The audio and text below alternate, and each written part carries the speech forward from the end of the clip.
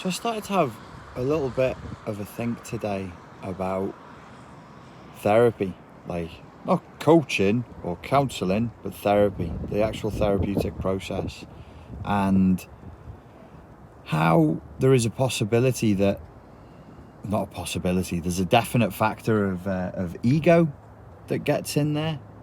The ego of the therapist, like if they want to be right, if they want to be in control, if they want to sort of role play this floating eye that's analyzing you from on high and taking notes and not sharing those notes, that kind of weird thing.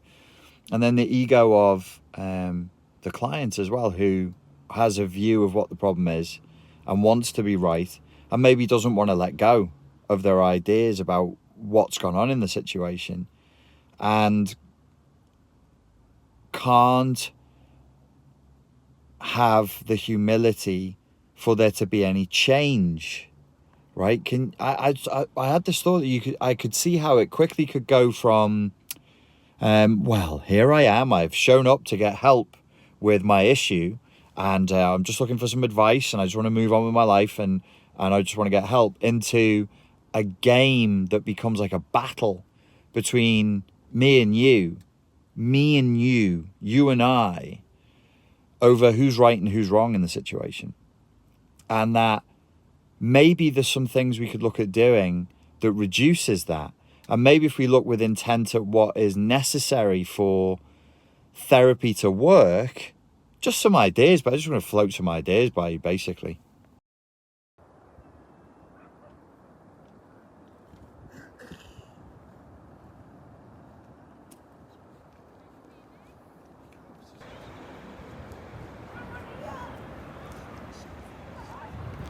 Could you imagine walking into a therapy session and having to say, first and foremost, my thinking about the subject is wrong, and I know in all humility that what I'm doing is wrong, and therefore I need you to help me because the way that this is not working for me, it's wrong, and I need help. Would that change things? Would that make a big difference?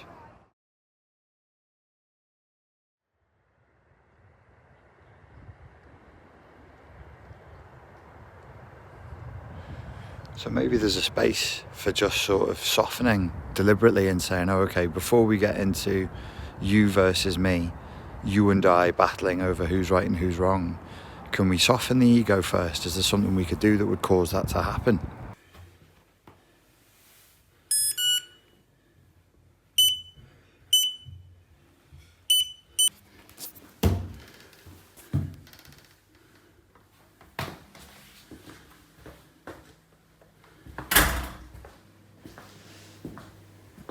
Hello, and welcome to our therapy session today.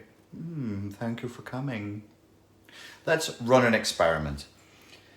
Think of something that's bothering you that you would want to see a coach or a counsellor or a therapist for. If it's appropriate, say it out loud. Make one sentence. Turn it into one sentence and be like, this is the thing that I need help with.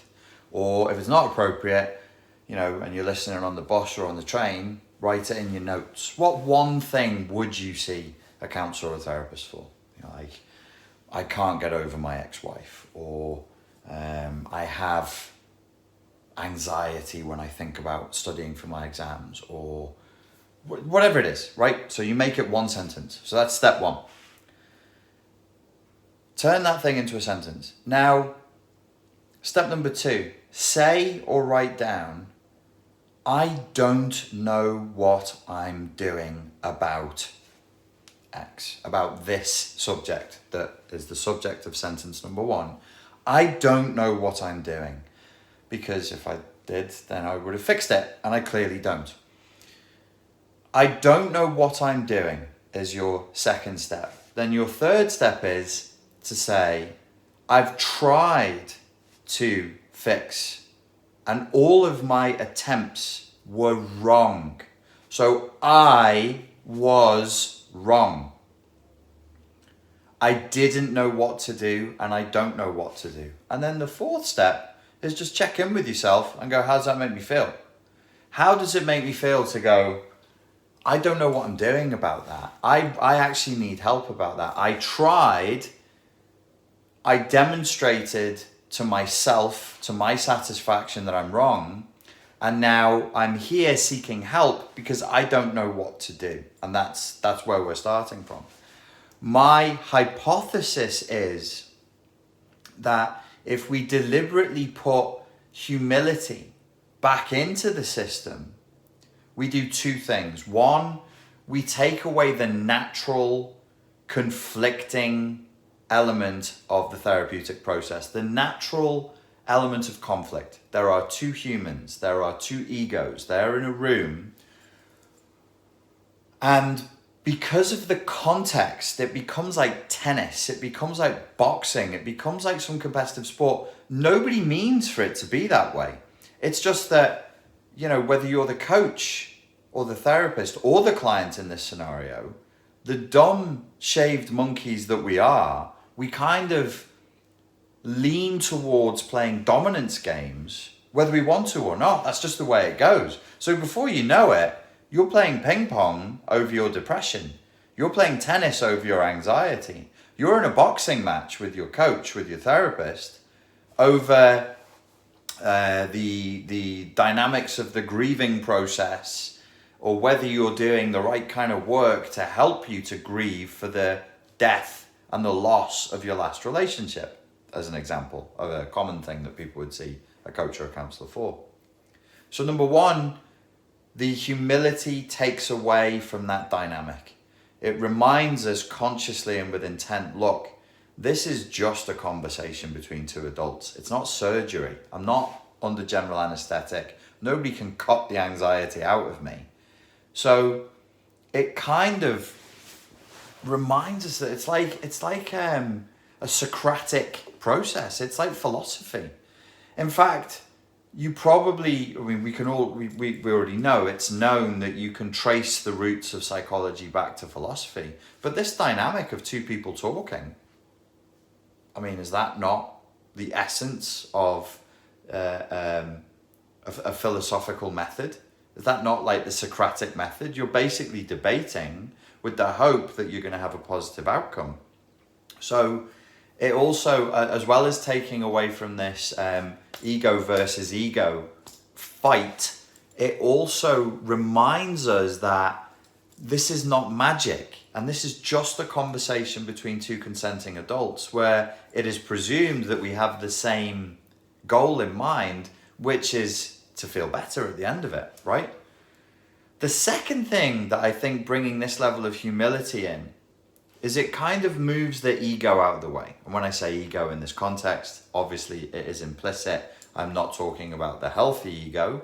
I'm talking about that side of the self that clings to dominance, that wants to be right, that wants to be in charge, that wants to be in control, that secretly loathes the therapeutic process, secretly loathes the humbling of having to come and ask another adult for help with a part of life that one part of the ego is going to be going, you should be able to do this.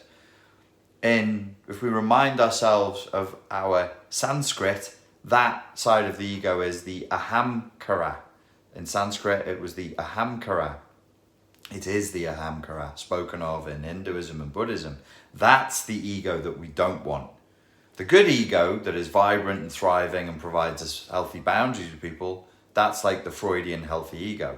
The ego that we're talking about here is more of a Vedic, Eastern concept of ego that we should really use another word, which is the ahamkara, which means the I am maker. And it is implicit in that Sanskrit word that what is brought with it is dominance and illusion and delusion.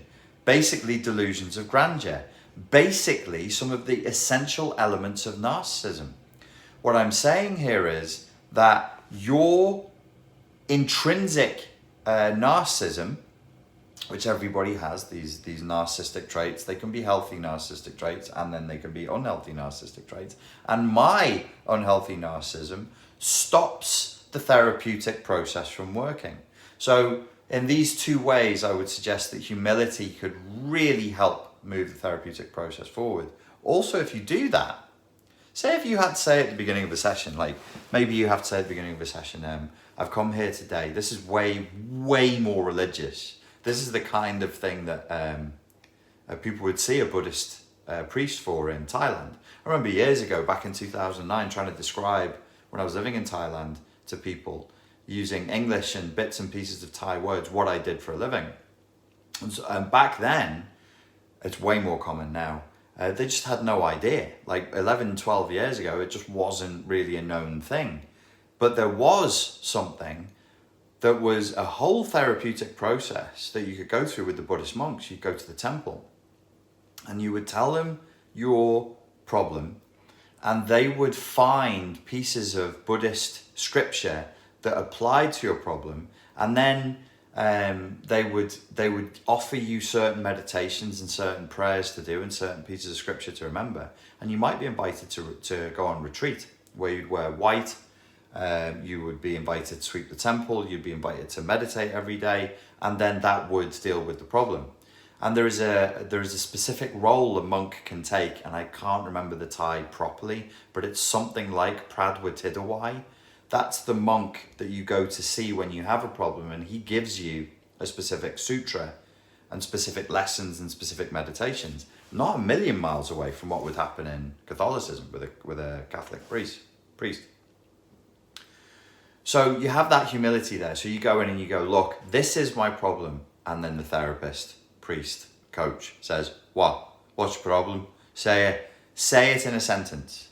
The philosopher.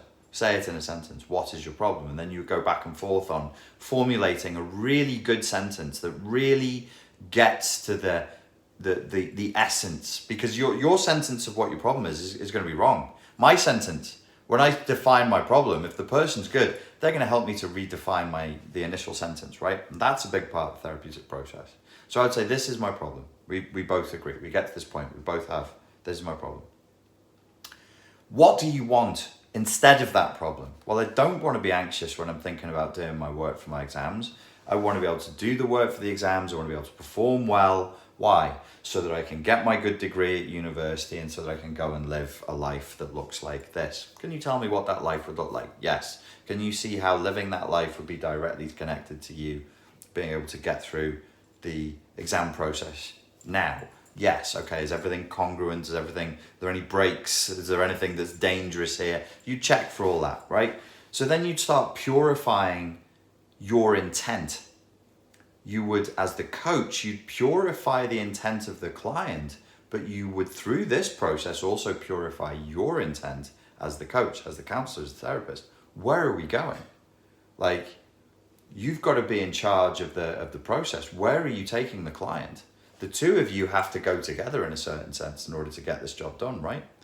So then you'd have the client say, I've already tried to fix the sentence, the issue, and I failed. I clearly have demonstrated to myself that I don't know what I'm doing and I need some help, please. I'm willing to listen. I'm willing to take that help, and I'm willing to change. I'm willing to change. I am willing to change.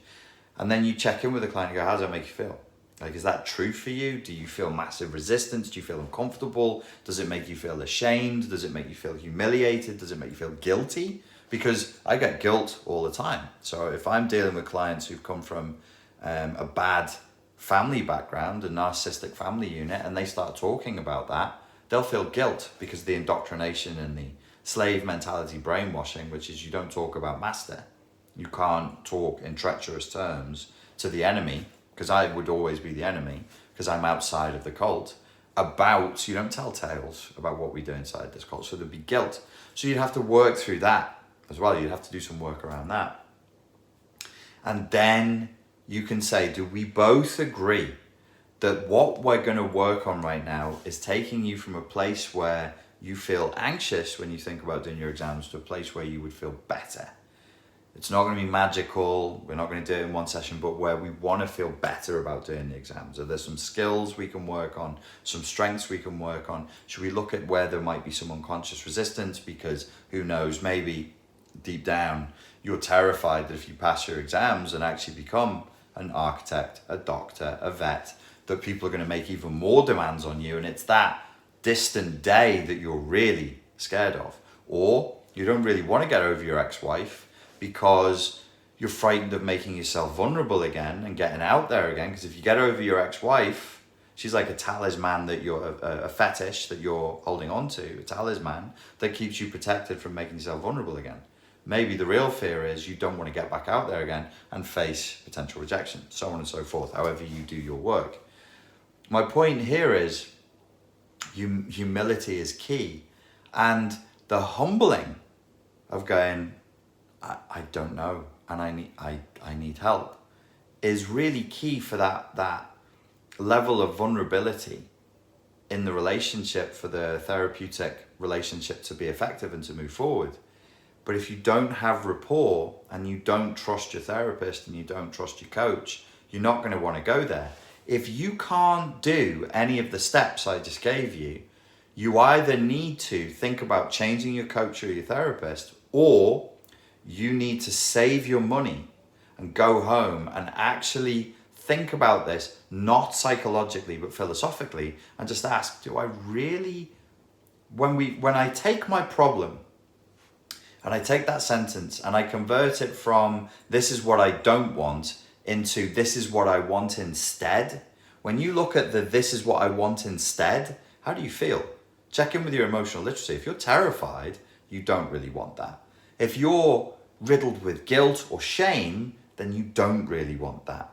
You've got to check in with your emotions, and no amount of therapy, nobody can change that. No amount of talking about it, no amount of just talking about it that doesn't penetrate that problem is going to allow you to move forward. So if you do therapy that's around and around the houses, this is how people end up doing therapy that lasts 10 years and making tiny bits of micro progress. That's, to me, is crazy, because you're not really getting to the nub of the problem, which is what's the real problem behind the problem. And I suspect that transcending the ego, which sounds really pompous and mystical and like you'd need some chanting or some drugs or something to do it, but you don't. You could just transcend the ego with some simple verbal interactions with the therapist, which you take seriously, or you do semi-seriously with a semi-sincere state, and be like, yeah, I've tried to do this, it didn't work, and I really need some help. I hope that was useful. Ladies and gentlemen, thank you very much for your time and for your attention with that one. We do have a new course, a free course that's out. If you join the mailing list below, you'll be the first to get all 10 parts of that course. And if you join the mailing list, you'll also get the PDFs that go with it. It's free to use, it's free to share, do what you will with the material. Just please credit me. Again, thank you for your time and for your attention, and I look forward to speaking to you again soon. Oh, last thing, there's another cool video for you to check out. If you go here, this is a video that if you enjoyed this one, you're going to like that one too. Cheers.